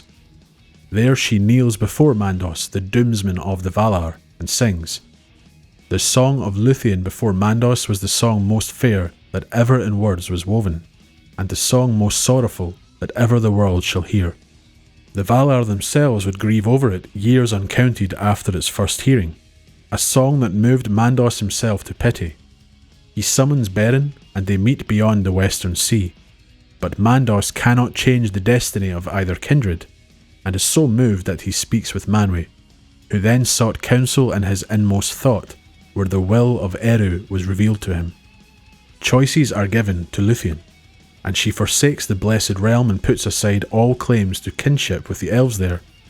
Both her and Beren can return to life in Middle-earth, to live their lives together before being subjected to a second death. Both would leave the world forever and share in the fate of mankind, to be without certitude of life or joy. Beren and Luthien died so that they could live again a second life of uncertainty, but an uncertainty they would share together.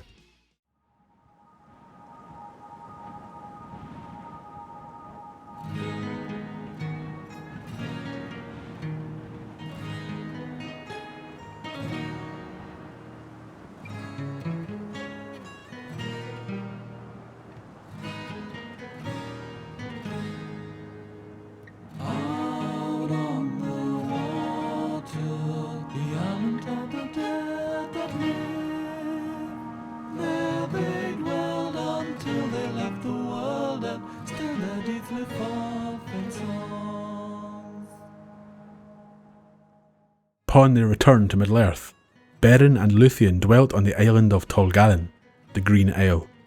No one witnessed their final years in Middle-earth before they departed again, but the region surrounding that place they dwelt together was later known as the Land of the Dead that Live. Beren and Luthien, having both died, had returned to live a second life together in peace and solitude. And when they left the circles of the world, the memory of their love and deeds lived in the great tales shared in Middle-earth.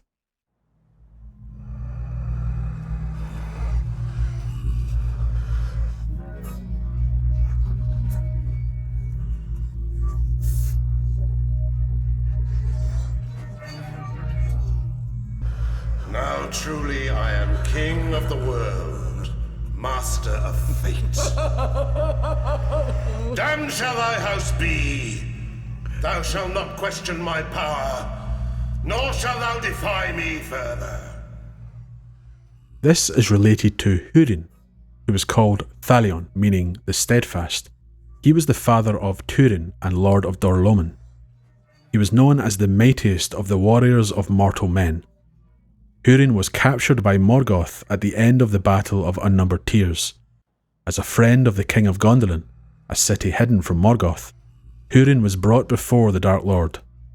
Morgoth declared himself as king through his great victory that saw the defeat of most of his powerful enemies, but Gondolin still remained.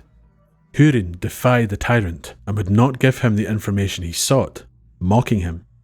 Morgoth then set a doom upon Húrin, his wife Morwen and their offspring.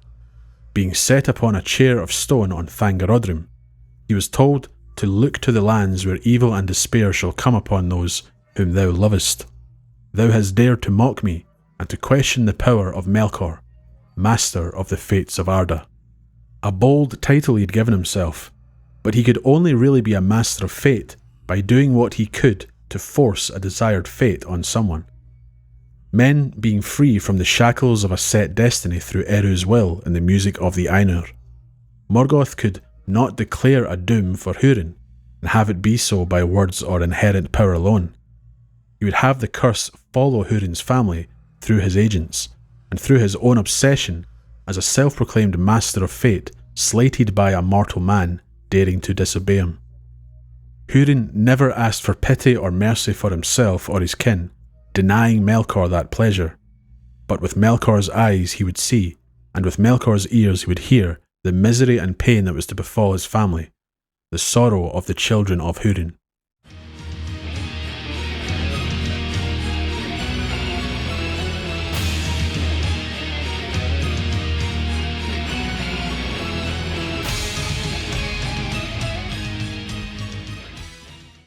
The final full track of Nightfall in Middle-earth concerns the fifth of the great battles of Beleriand against Morgoth, the battle named after the words spoken to the Noldor long ago, their battle of unnumbered tears, Nirnaeth Arnoediad.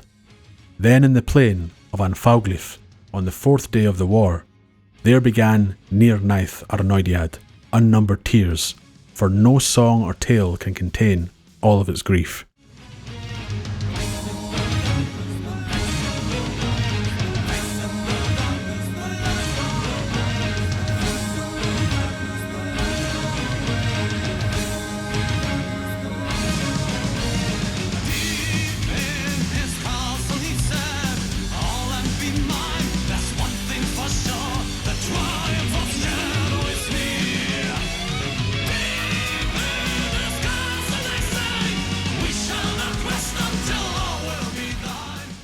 Morgoth was victorious in this battle, and it moved Middle-earth swiftly into a path leading to what would seem like Morgoth's final victory in Beleriand. This was a turning point in that some of his greatest enemies were defeated. This speaks of his triumph drawing closer. His relentless war against his enemies is drawing to a close, and he still remains. His darkness has almost engulfed the light that was carried from the west across the sea. His slaves and servants will not rest until he stands alone as the power in Middle-earth.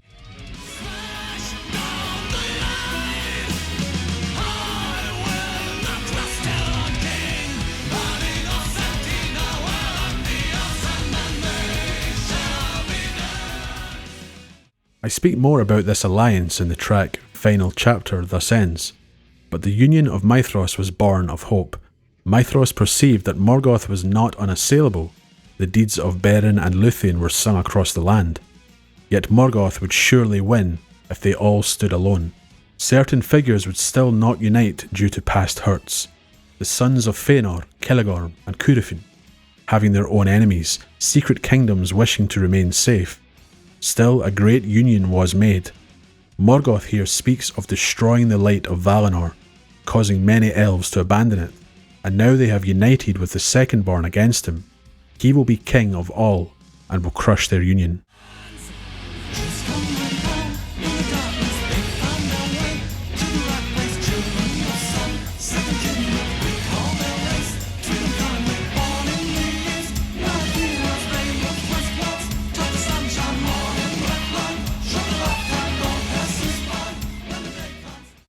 The race of men awoke long after elves. They had made their way west, and many among them who had allied themselves with elves had grown into strong and noble men of great houses. They are the aftercomers, the Hildor or followers, the younger of Eru's children, those who pass like a fleeting wind while elves remain in their grief in Middle-earth. They too will fight against Morgoth, but some among them show no faith to the elves and worship Morgoth, or work in secret to fulfill his will. They have their part in this song, as their betrayal almost gives Morgoth his victory over all of Middle-earth.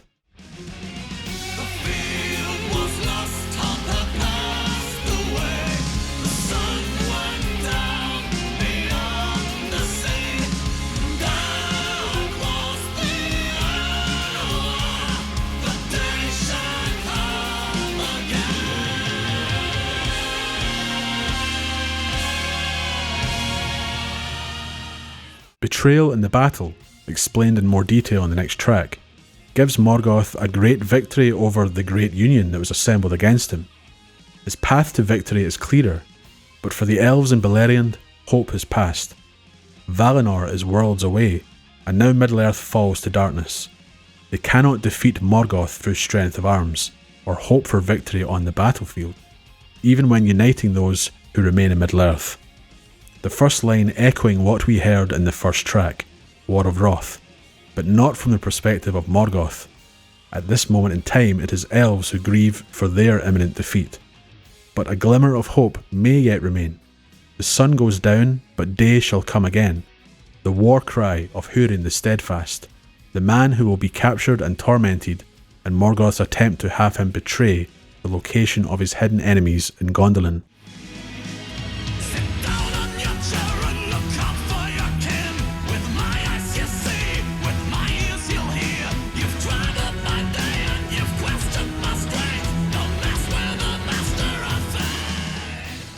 After the battle, Húrin is brought before Morgoth, and he defies the Dark Lord. Morgoth curses him, as I shared in the song, The Steadfast. Living up to that name, Húrin does not give in. Morgoth once again boasts of being the Master of Fate, a false title that elevates him to a position of godhood he does not occupy. The false god, the false king, focusing his will entirely on this steadfast human, who mocks him and defies him.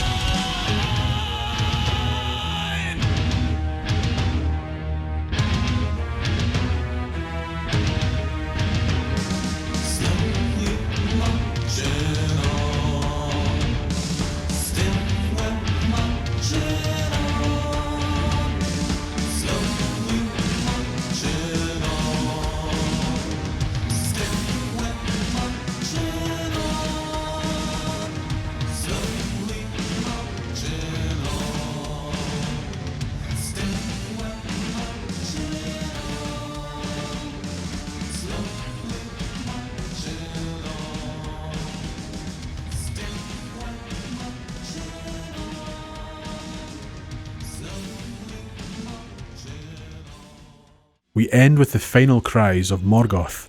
He has his victory over elves and men, but some enemies still remain. They will be defeated in time. By the end, Doriath will fall, as will Nargothrond, and that hidden city of Gondolin. His war started long ago when he destroyed the lamps, then the trees in Valinor, challenging the Valar to overthrow him. Enemies followed him across the sea, and allied with inhabitants of Middle-earth and the Secondborn, he has defeated them all. With each victory, their hope diminishes. This is Morgoth reveling in his victory, his revenge against the world. All will fall in time when no hope remains.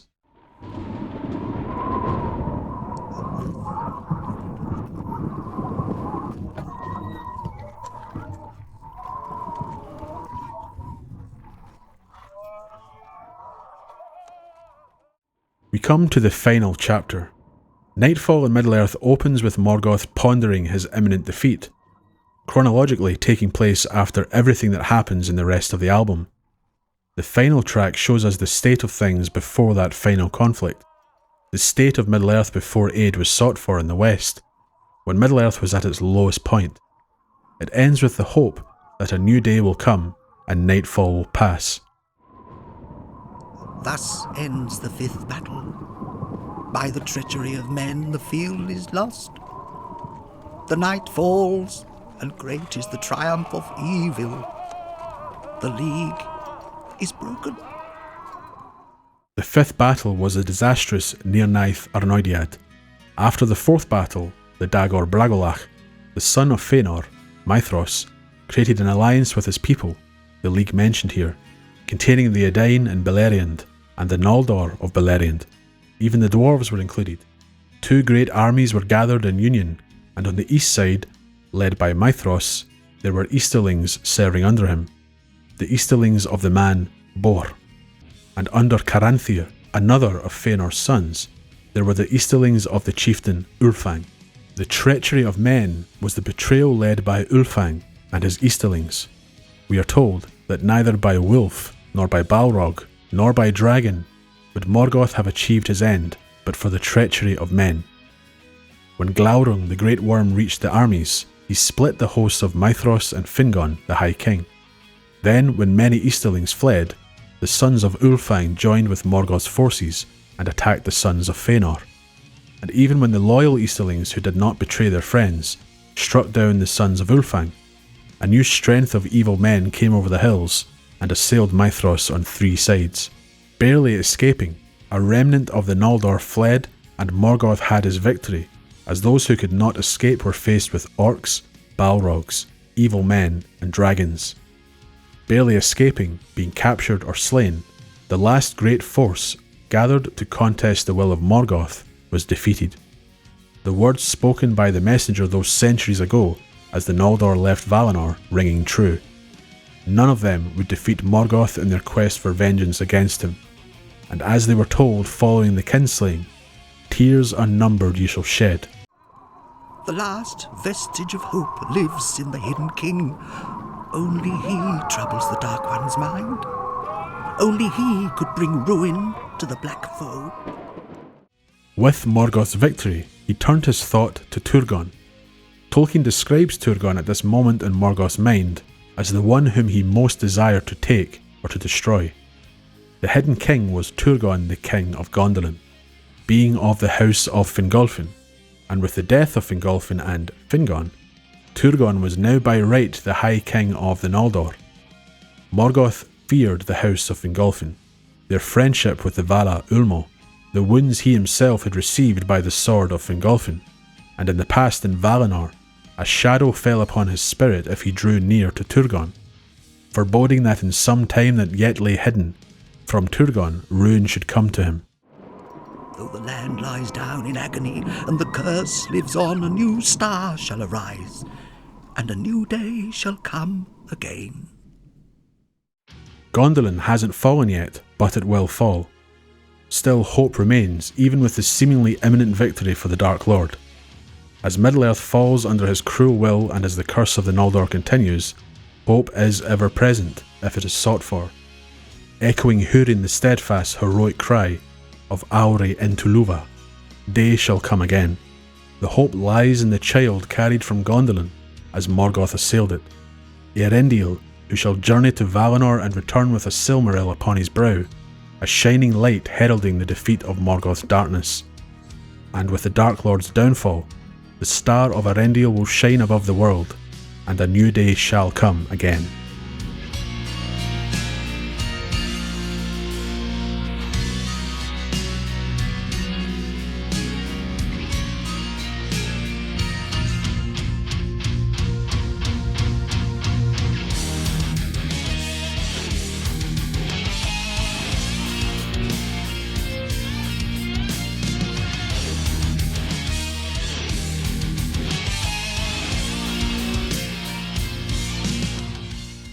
Thank you for sticking around until the end, with me sharing my analysis and thoughts on Blind Guardian's Nightfall and Middle-earth album. I always like to take this opportunity to thank those who support me in making such content possible.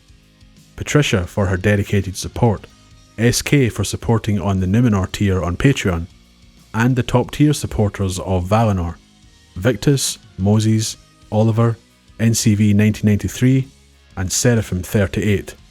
And just to end, I want to say that everything I share is through my own research or interpretation, and credit will always be given when necessary.